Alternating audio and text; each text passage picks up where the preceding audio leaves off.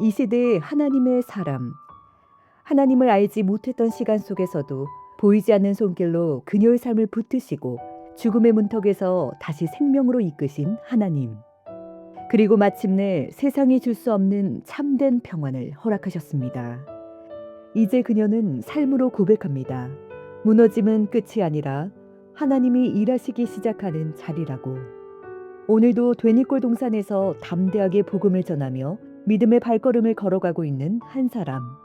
노명래 권사의 은혜의 이야기를 지금 만나봅니다. 저희 신앙생활 가운데 또 한 번 큰 전환점이 있었던 시기가 있었습니다. 바로 코로나 시기입니다. 그러나 그 이야기를 하기 전에 그보다 2년 전의 이야기를 먼저 해야 할 것 같습니다. 저희 가정은 코로나가 오기 2년 전 완전히 무너지는 시간을 경험하게 됩니다. 경제적으로 큰 어려움이 찾아왔고 회사가 부도가 나는 상황까지 가게 되었습니다. 연로하신 어머니는 충격을 받아 급 우울증으로 몸져 눕고 말았습니다. 어디서부터 어떻게 해야 하나 무엇이 우선순위인지 기도했습니다. 그런데 그 이전에 하나님께서 저에게 주신 사건이 하나 있었습니다. 2014년 특별 새벽 부흥회 때였습니다. 그때 저는 하나님을 뜨겁게 만나게 되었습니다. 두 가지 기도 제목을 붙잡게 되었습니다. 세계 선교의 마무리에 쓰임받는 가정 되게 하여 주옵소서. 피 흘림 없는 복음적 평화 통일에 쓰임받는 가정 되게 하여 주옵소서. 너희는 먼저 그의 나라와 그의 의를 구하라. 그리하면 이 모든 것을 너희에게 더하시리라. 이 말씀과 함께 사명자로 순종하리라 하면서요. 지금 생각해 보면 저희의 능력으로는 감당할 수 없는 너무나 큰 기도 제목이었습니다. 그런데 놀랍게도 그 기도 제목을 붙잡게 된 것이 하나님의 은혜였습니다.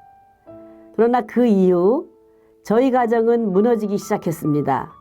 경제적으로 어려움이 오고 모든 것이 흔들리는 상황 속에서 저는 한 가지를 깨닫게 되었습니다.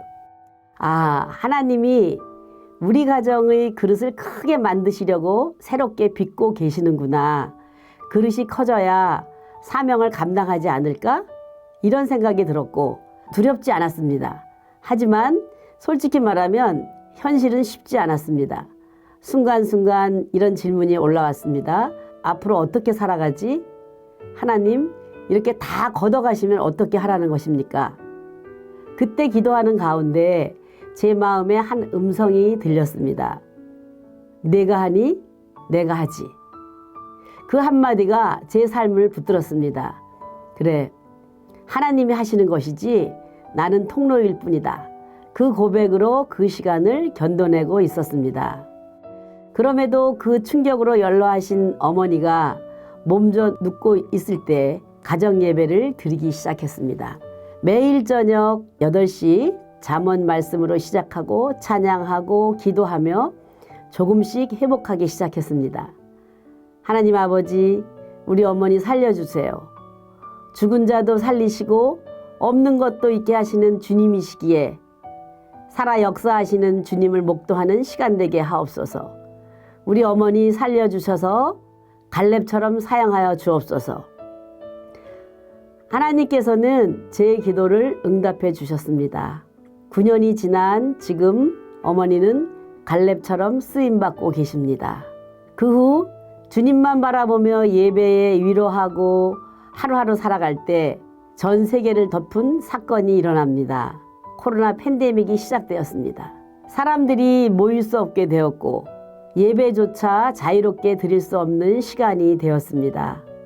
모이기를 힘쓰라는 말씀은 있었지만 모일 수 없는 현실이었습니다. 교회 생활이 가장 어렵게 느껴지는 시기였습니다. 그즈음 하나님께서는 저에게 또 한 번의 순종을 요구하셨습니다. 강원도 원주의 시골에서의 삶이었습니다. 서울에서 신앙생활 7년차 사랑의 교회 제자훈련, 사역훈련을 받고 순장 파송을 받아 원주 선교사로 내려왔습니다. 저는 교회 다니는 사람 중 제일 멋있는 일이 선교사로의 일이라고 막연히 생각했었습니다. 사실은 아프리카 선교사로 나가면 좋겠다는 생각도 했고요. 그러나 어렸을 때부터 더 넓은 곳, 더 좋은 곳만 찾던 저에게 고향 원주로 보내진 것입니다.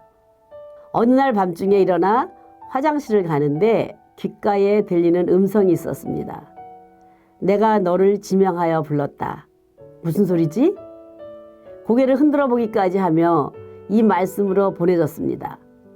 너는 두려워하지 말라. 내가 너를 구속하였고 내가 너를 지명하여 불렀나니 너는 내 것이라. 그곳에서 코로나 시기를 맞이하게 됩니다. 서울과는 달리 사람이 많지 않은 곳이기에 상대적으로는 자유로움도 있었습니다.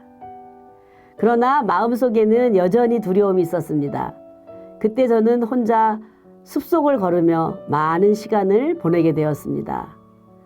창조주 하나님을 독대하는 시간들, 넓은 숲길을 걷다가 이런 마음이 들었습니다. 아, 하나님이 나에게 이 넓은 정원을 주셨구나. 그 순간부터 그 숲은 외로운 공간이 아니라 하나님과 만나는 장소가 되었습니다. 그리고 하나님과 깊은 교제하는 시간이 되었습니다. 중얼거리며 주님과 대화를 하듯이 말합니다. 하나님, 우리 가정은 망했고 코로나로 꼼짝 못하고 답답하네요. 세계 선교 마무리에 쓰임받는 가정 되게 하옵소서라는 기도 제목을 주셨는데 다 망했으니 제 자신도 무너질 것 같아요. 그때 이런 음성이 들렸습니다. 내가 하니 내가 하지. 내가 하는 것이 아니구나. 하나님이 하신다고 하시니 갑자기 새털처럼 가볍고 기쁨이 솟아나는 거였습니다. 제가 할 수 있는 것이 무엇인지 생각하게 되었습니다.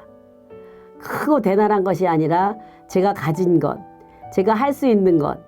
그래서 저는 텃밭에서 기른 상추와 고추를 이웃들에게 나누어 주기 시작했습니다. 그 작은 나눔 속에서 이전에 알지 못했던 기쁨을 경험하게 되었습니다. 또 한 가지 제가 할 수 있는 일은 순장으로 다락방 소그룹 모임이었습니다. 모두가 불안해하고 우울해지고 의욕 상실로 힘들어할 때 순장으로서의 사명감으로 말씀을 붙들고 예배를 드리기로 결심했습니다. 코로나가 그리스도인들에게 주는 의미는 무엇일까? 하나님이 우리에게 재앙을 주시는 건 왜일까? 묵상하고 묵상하며 현장 교회 본당 예배를 드릴 때 성령의 샤워를 한 듯 너무나 프레시하고 정결함을 느꼈습니다. 예배가 끝나고 집에 가는 길, 지하철에서 사람들의 모습, 마스크를 쓰고 두려움에 떨고 있는 듯 생기가 없고 무기력해 보이는 좀비처럼 인간의 군상들을 보았습니다. 거룩하고 정결하라, 진리의 말씀대로 살아라는 메시지 같았습니다. 코로나로 인해 모임이 금지된 상황이었지만 저희는 한 주 동안 조심히 정결하게 열심히 살다가 현장에서 5명의 순원들과 말씀을 나누는 다락방 모임을 하기로 한마음으로 시작했습니다. 놀랍게도 다락방은 부흥이 되고 코로나도 한 명도 걸리지 않았습니다.